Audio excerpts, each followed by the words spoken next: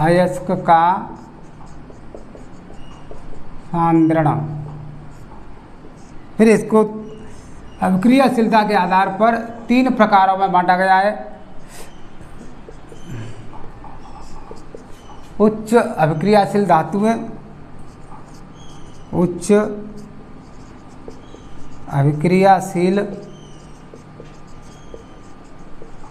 धातुएं, मध्यम अभिक्रियाशील धातुएं, अभिक्रियाशील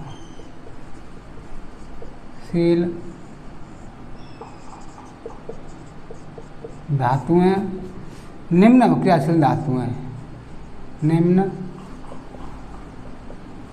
अभिक्रियाशील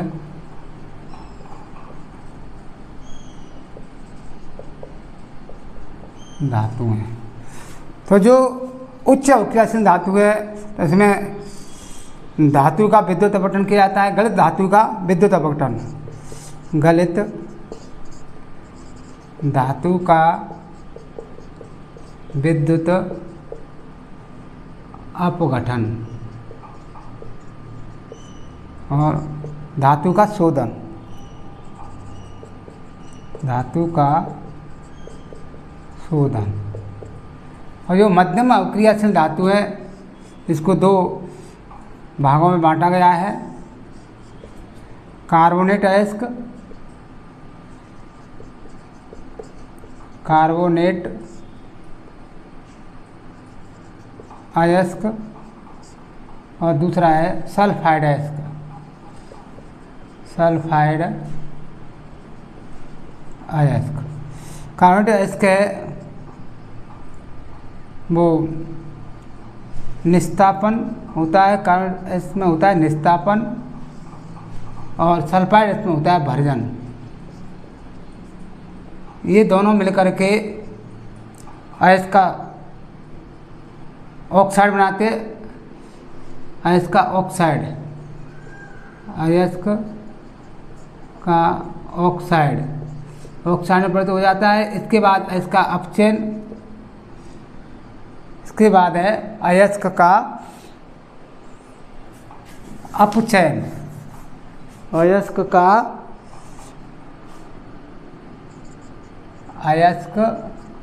का अपचयन, और इसके बाद शुद्ध धातु, शुद्ध धातु प्राप्त हो जाती है। फिर इसी प्रकार से निम्न अभिक्रियाशील धातु है में भर्जन, फिर सल्फाइड अयस्क यानी सल्फाइड का भर्जन करते हैं, सल्फाइड अयस्क, और सल्फाइड का किया जाता है भर्जन, और भर्जन से धातु, और धातु से निष्कर्षण यानी परिष्करण, शुद्ध धातु है वो प्राप्त हो जाती। तो इस प्रकार से ये हमारा जो चार्ट है कि अयस्क से धातुओं का निष्कर्षण कैसे किया जाता है, तो ये आपको चार्ट याद रखना है कि अयस्क से शुद्ध धातु कैसे प्राप्त करेंगे, किन चरणों में उनके विभिन्न पदों को लिखिए। तो सबसे पहले अयस्क का करते हैं सांद्रण, और अयस्क का सांद्रण है वो 3 प्रकार की जो धातु हैं, उच्च अभिक्रियाशील धातु हैं, मध्यम अभिक्रियाशील धातु हैं और निम्न अभिक्रियाशील धातुओं का किया जाता है। फिर जो उच्च अभिक्रियाशील धातु होती है उसमें उनको पहले गलित धातु का विद्युत अपघटन किया जाता है, जिससे धातु का शोधन हो जाता है, शुद्धिकरण हो जाता है। और जो मध्यम अभिक्रियाशील धातु होती है वो कार्बोनेट अयस्क और सल्फाइड अयस्क में पाई जाती है। कार्बोनेट अयस्क है उसमें निस्तापन किया जाता है और सल्फाइड अयस्क में भर्जन किया जाता है।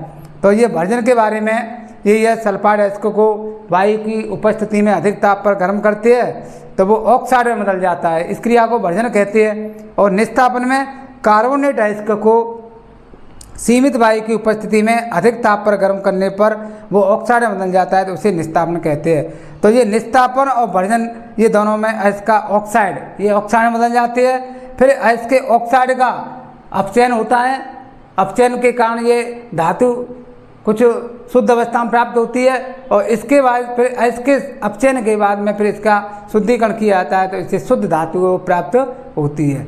तीसरा, निम्न अभिक्रियाशील धातु हैं तो ये सल्फाइड अयस्क के रूप में पाई जाती है।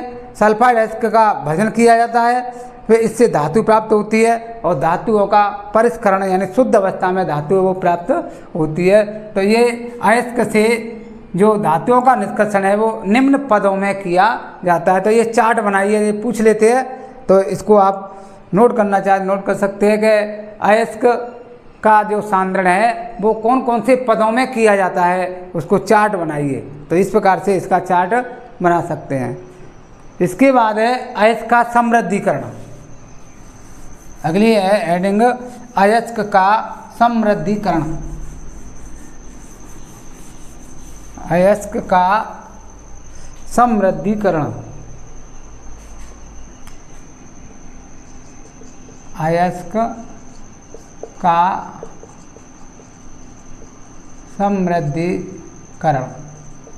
तो समृद्धिकरण, इसके समृद्धिकरण में ये है गैंग, पहला पद वो है इसमें गैंग किसे कहते हैं। तो अयस्क में उपस्थित अशुद्धियों को, अयस्क में प्राय मिट्टी रेत कंकड़ की कुछ अशुद्धियाँ होती है, यानी खानों से हम जो अयस्क प्राप्त करते हैं, तो खानों से प्राप्त या पृथ्वी से प्राप्त, मतलब खानों से प्राप्त अयस्क में, खानों से प्राप्त अयस्क में प्राय मिट्टी रेत कंकड़ की कुछ अशुद्धियाँ होती हैं, कुछ अशुद्धियाँ पाई जाती हैं जिन्हें गैंग कहते हैं, जिन्हें अधात्री या गैंग कहते हैं। तो ये भी प्रश्न पूछ लेते हैं कि गैंग किसे कहते हैं। तो पृथ्वी से जो खानों में, पृथ्वी के अंदर से जो खानों से निकाला था, खानों से प्राप्त अयस्क में जो मिट्टी रेत कंकड़ की अशुद्धियाँ मिली रहती है, तो उन अशुद्धियों को हम कहते हैं गैंग। और इस गैंग को अलग करना ये कार्य है कि इन गैंग को और इस अयस्क से प्राय अलग किया जाता है। तो इसके लिए भौतिक और रासायनिक कुछ प्रक्रम है वो अपनाए जाते हैं।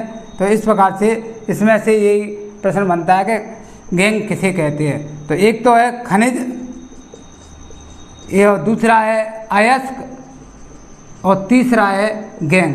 तो ये भी परीक्षा की दृष्टि से महत्वपूर्ण है कि इनकी परिभाषा पूछ लेते हैं। इनकी मतलब परिभाषा ये पूछ सकते हैं कि खनिज किसे कहते हैं, अयस्क किसे कहते हैं, गैंग किसे कहते हैं। तो इसके हमने बताया है खनिज के बारे में कि खनिज क्या होता है। तो पृथ्वी की भूपर्पटी में प्राकृतिक रूप से पाए जाने वाले तत्वों या यौगिकों को खनिज कहते हैं। अयस्क किसे कहते हैं, वे प्राकृतिक खनिज जिनसे धातु सुविधापूर्वक और कम लागत में प्राप्त होती है, उसे अयस्क कहते हैं। और गैंग किसे कहते हैं, खानों से प्राप्त अयस्क में मिट्टी रेत कंकड़ की जो अशुद्धियाँ मिली रहती है, पाई जाती है, उन्हें हम गैंग या धात्री कहते हैं। तो ये तीनों ही पॉइंट है वो इम्पोर्टेंट है परीक्षा की दृष्टि से। तो देखिए लक्ष्य बनाना है आपको। अगर आपने लक्ष्य बना लिया, जैसे एक कहावत है कि लक्ष्य अगर पक्का है बंदे तो मंजिल तेरी दूर नहीं, तू उससे दूर नहीं वो तुझसे दूर नहीं। तो लक्ष्य बना लिया आपने कि मुझे परीक्षा में 95% अंक लाने हैं, तो उसी के अकॉर्डिंग आपको मेहनत करनी पड़ेगी।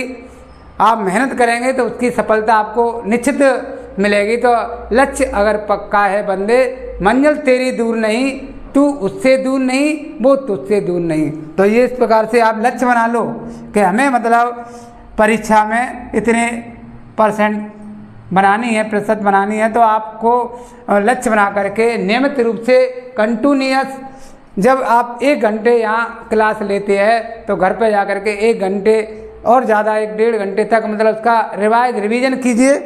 बार बार रिवीजन करेंगे चैप्टर बाई चैप्टर के, हेडिंग बाई हेडिंग, तो आप कोई मंजिल है वो आसान हो जाएगी और आप अच्छे अंक परीक्षा में ला सकते हैं। तो यही आपसे मेरा तो कहना है कि आप मेहनत करें अच्छी से अच्छे अंक लाने के लिए।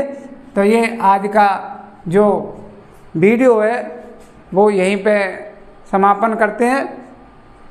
तो अगले वीडियोज में फिर मिलेंगे। थैंक यू दोस्तों, नमस्कार। और इस चैनल को सब्सक्राइब करने के लिए ऐसे स्टडी सेंटर को सब्सक्राइब करें, अधिक से अधिक बच्चों को पहुँचाएँ।